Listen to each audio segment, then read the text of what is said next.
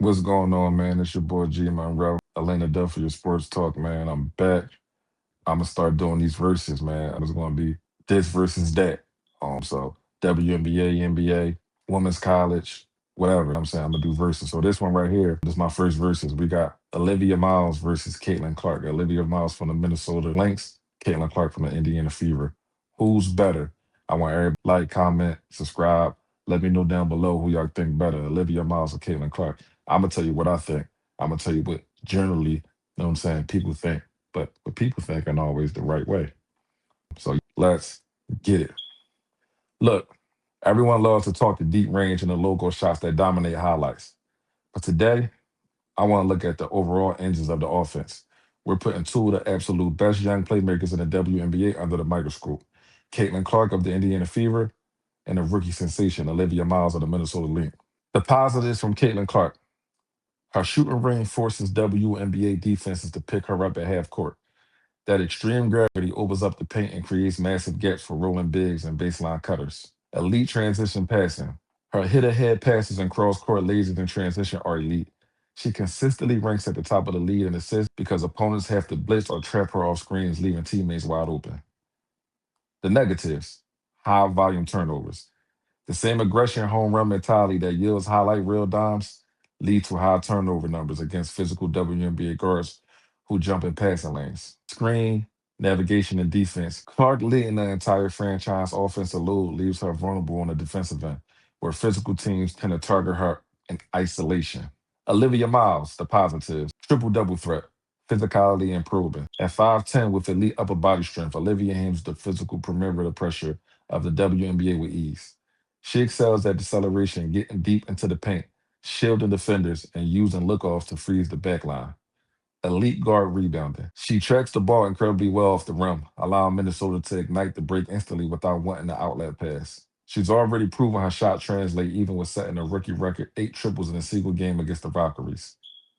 The negatives: finishing through WNBA length while she gets into the lane and adjusting to rim protection length of the league's elite centers occasionally leads to blocked shots or tough floaters rather than clean layups. And this is the main thing for me. Who's affecting winning more? The case for Caitlin is the entire offensive ecosystem for the Fever. No, she's not. When she's on the floor, Indiana offense is ceiling sky high because teams have to completely rewrite their defensive game plan to stop her. Even on off shooting nights, her mere presence creates uncontested looks for her teammates. The case for Olivia. Olivia joined a highly structured competitive environment in Minnesota and immediately elevated it. She plays with an efficient, unselfish rhythm that connects the floor, finding veterans exactly where they want the ball while anchoring a tough perimeter defense. Who is the better pure point guard? Understand it. A pure point guard is about game management, tempo control, distributing based on team rhythm and value and possession. Olivia Miles to me. If we're talking about the textbook definition of a floor general, Olivia Miles takes the crown. Caitlin is an elite, generational, unique offensive weapon who passes at an extraordinary level. Olivia operates with the classic soul of a point guard. She probes, absorbs contact, reads the second line of defense, and completely controls the tempo. She prioritizes getting the entire team into flow before looking to her own offense. If you need a spectacular offensive explosion, you can look to Caitlin. If you want a perfectly orchestrated 40 minutes of basketball where execution is flawless and the game is controlled from the jump, Olivia Miles is your pure point guard. All right. You know what I'm saying? Caitlin Clark versus Olivia Miles was a better point guard. For me, through these first 11 games, because I can only go by that, I'm not talking about college. I'm not talking about Iowa and Notre Dame or TCU. I'm talking about the WNBA with the Minnesota Lynx and the Indiana Fever. Seen Caitlin had a pretty good rookie year, and she won Rookie of the Year. Some believe it was Angel, some believe it's Caitlin, but either way, she won, right? So with Olivia Miles, the reason why I would pick Olivia Miles on my team, because Olivia Miles came right in. And another thing is, Olivia Miles came in. If you a basketball person, if you into basketball, you know who Olivia Miles is, and you know what she brings to the table. But Caitlin Clark came in with a bunch of hype, a bunch of media hype, a bunch of people thinking she was going to be the next great player. And right now, she's good. You know what I mean? She's good.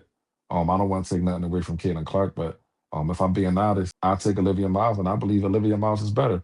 I believe Olivia Miles is better for a team based on what I'm seeing Olivia do at Minnesota. Caitlin's not doing.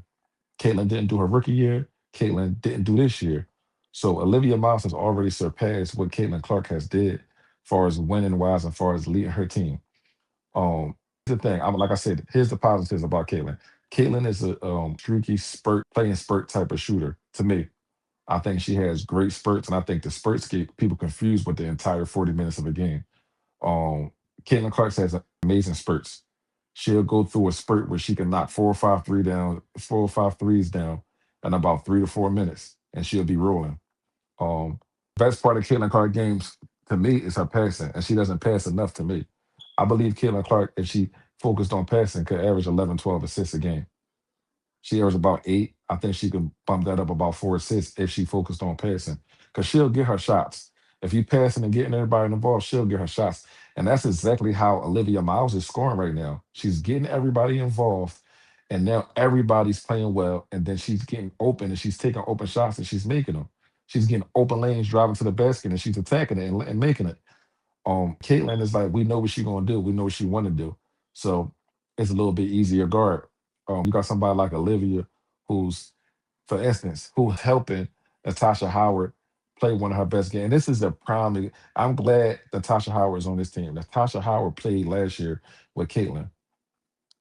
I know Caitlin only played 13 games, but in 13 games, she didn't look as good as she looked with Olivia Miles in 11 games. Like Natasha Howard was looking good. And part of the reason why, of course, Natasha put in her work, but part of the reason why is also she got Olivia Miles, who's getting everybody involved. Olivia not gonna pass it to you because you're Natasha Howard, or she's not gonna pass it to you because you're Courtney Williams. She's gonna pass it to you because you're open, and that's what Olivia does. High IQ. Caitlin, like I said, girl, very good, streaky, spurty shooter. She's not as good as everybody thinks she is. You watch the games when she played against. I watched the game when they played against Atlanta, and she didn't play well. She ended the game with 17 points, but about 9 to 10 of those points was like when it didn't matter, when the game was already over with. If you're watching the game, so shout out to Caitlin, shout out to Olivia. But if I had to pick, I would pick Olivia Miles every time. And then on the defensive end, although Olivia Miles is not a great defender, she's far from a great defender. Caitlin Clark is a much worse defender than Olivia. Clark just can't play defense, so she's a bad defender. She's a streaky shooter. Not she's not like a super athletic girl or nothing like that. So I think Caitlin Clark is one of the most overrated players of all time. And this is no disrespect because she's still a really good player. But I gotta keep it real. I gotta keep it real. As far as college basketball, she's one of the best. She's not the best, but she's definitely one of the best. But as far as the WNBA, so far in these 3 years, she's with the number one pick. She's not the best player out of that 2024 draft class. She's not. It is what it is. I'll take Angel Reese. I'll take Rakia Jackson. It is what it is. She's so the verdict between Caitlin Clark versus Olivia Miles is Olivia Miles. Is Olivia Miles. Olivia Miles got her team number one in the WNBA and they 9-2. Caitlin Clark got her team about number 8 or 9 in the WNBA and they 5-5. It's difference. It's levels. It's levels to everything. I'm not saying Kayla can tomorrow, starting tomorrow, next game, she can start playing better. But so far, what I've seen so far, Caitlin Clark has been overrated. I seen a list where it had Caitlin Clark. It had Asia Wilson number one, right? It had who they had number two, whoever they had number two for MVP, and then they had Caitlin Clark at number three. And I was like, how is Caitlin Clark number three for MVP when she probably number three on her own team? It don't make sense. Kelsey Mitchell was the best player on that team. Then it's between Aaliyah Boston and Caitlin. And I'm going with Aaliyah Boston at second. So in my opinion, she's the number three best player on her team. So how is she the number three best player for MVP? That's what I'm saying. The media hypes her up. They love hyping her up. Let's keep it real. She's not a bad player, but she's not no Asia Wilson on that level. She's not like a Brianna Stewart on that level. She's not like a Nafisa Collier on that level. Let's be real. She's not a Chelsea Gray on that level. She's not a Jackie Young on that level. Like, let's be real. Like, why are we lying? For what? I don't got no picks. I like basketball. I don't know Olivia Miles from a can of paint, personally, but she's a better player to me. Let's just keep it real. Let's stop lying all the time. You know what I'm saying? I know the narratives that everybody try to push. I get it. She, be a popular player, yes. Is she top? She top five popular players in the WNBA? Absolutely. Is she number one? I don't think so. But she's one of the most popular players in the WNBA. If we talking top five, she's a top five popular player. But when it comes to play, actual production, actual winning, actual getting the job done, she's not top five. She's not top 10. Let's stop acting like she is. Come on. She's a good player. We got Chelsea Gray, who win everywhere she go, 4 championships. We got Jackie Young, 3 championships. Asia Wilson, the GOAT. Brianna Stewart, championship. Come on, like why do this girl get compared to these women? And championship is not the measure for me. And let's clarify that. I listen, I see people who championship or bust. I understand that and I respect it. But it takes a team to win. But individually, she's not these on these girls' level. None of them. So let's stop giving her the crown before she can earn it.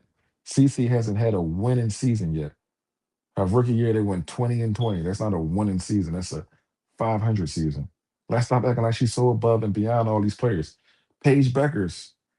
We're gonna do a Paige Beckers one. I ain't even gonna get into that. But Olivia Miles versus Caitlin Clark. Olivia Miles. I'll take Olivia Miles all day. She got her team 9-2, number one in the WNBA without their best player, Nafisa Collier.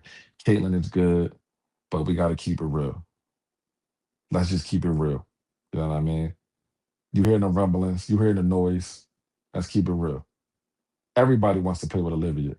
When Olivia get the ball, they want to run because guess what? They believe they're going to get the ball when Olivia gets it. When Olivia gets the rebound and push, they run in the lanes. When Caitlin gets the ball and push, they all of them don't run because they might get it, they might not. She might pull up from half court. We don't know. Let's be real. Sorry to disappoint you fans that love Caitlin. I like Caitlin too. But I'm not gonna lie. When Andrew played bad, they was telling me it was like my first episode I dropped, and you could go back and watch it. When Andrew played bad, they was telling me I wasn't gonna keep it real about Andrew. I kept it real. I said Andrew got to step it up, and guess what she did? She stepped it up. But she always do. She in a new system coming in. It's not her team. She coming in learning new plays, new personnel, new way of playing, new coach. She had a different coach every single year, and she was on 2 different teams. So she coming in, she learning, she figuring it out. But one thing she gonna do is she gonna figure it out. So come on, man. Let's stop playing, man. Let's be honest. Olivia Miles.